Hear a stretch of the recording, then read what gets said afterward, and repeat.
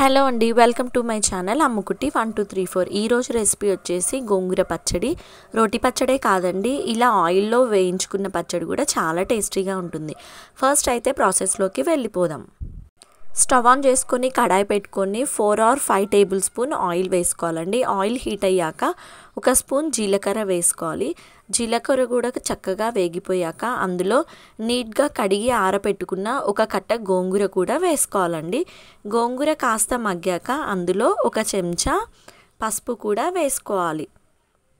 పసుపు వేసుకున్న తర్వాత ఒకసారి కలుపుకోవాలండి. ఇందులోనే టేస్ట్కి సరిపడా ఉప్పు కూడా వేసుకోవాలి. ఉప్పు వేసుకొని మళ్ళొకసారి కలుపుకోవాలి. చక్కగా ఒకసారి కలుపుకున్నాక ఇందులో కచ్చాపచ్చాగా దంచుకున్న వెల్లుల్లి మనం కాస్త వేసుకోవాలండి. తర్వాత పచ్చిమిర్చి గ్రైండ్ చేసుకొని వేసుకోవాలి. వేసుకున్నాక మళ్ళొకసారి కలుపుకోవాలండి. పచ్చివాసన పోయే వరకు మనం వేయించుకోవాలి. లాస్ట్లో కొంచెం కరివేపాకు కూడా వేసుకొని వేయించుకోవాలి. గోంగూర ఉడికేలోగా మనం తాలింపు వేసుకుందాం.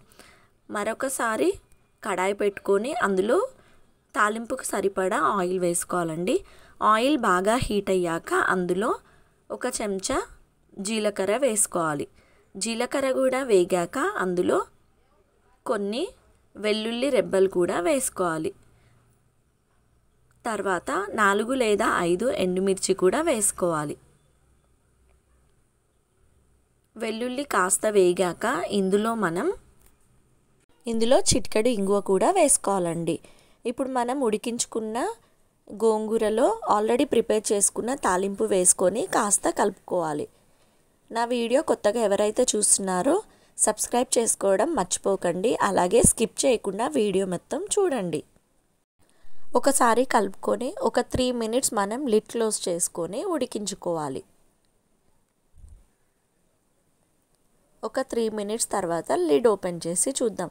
చక్కగా రెసిపీ అయితే పర్ఫెక్ట్గా అయిపోయిందండి.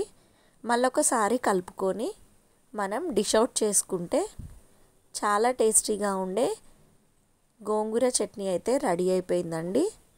చాలా బాగుంటుంది. మీరు కూడా ఇలా ట్రై చేయండి. అండ్ అలాగే నా వీడియోస్ ఎవరైతే ఫస్ట్ టైం చూస్తున్నారో సబ్స్క్రైబ్ చేసుకోవడం మర్చిపోకండి. పక్కనే ఉన్న బెల్ ఐకాన్ని మాత్రం క్లిక్ చేయడం కూడా మర్చిపోకండి. Thanks for watching my video.